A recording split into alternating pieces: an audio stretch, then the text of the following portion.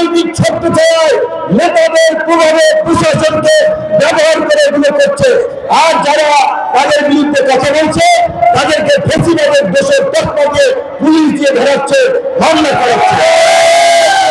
আমি পরিষ্কার হয়ে বলতে চাই, আপনার নিশ্চয় বলেছে পটুয়াখালীর আগের ডিসিকে নিয়ে বলেছিলাম, ডিসি কিভাবে একটি রাজনৈতিক নেতার পক্ষে অবস্থান নিয়ে দাঁড়ানি করছে, এইভাবে পটুয়াখালী থাকতে পারবেন না, সেই ডিসি কিন্তু থাকতে পারবে।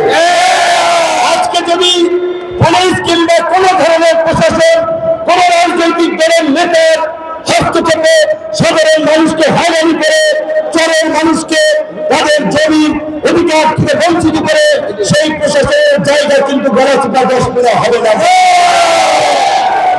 এবং বন্ধুগণ, আমি আপনাদেরকে একটু বলতে চাই, আমাদের চান্দাবাজি ধান্দাবাজি আমাদের ইচ্ছা নয়।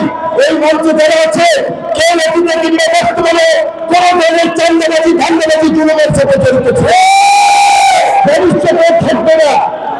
কাজে আজকে যারা এই চোখ দখল করে মানুষকে জিম্মি করে পয়সা নিচ্ছে, আবার তরমুজের সময় এই তরমুজ টানতে তাদের ট্রলি ব্যবহার করে, ভাত ব্যবহার করে, ট্রলার ব্যবহার করে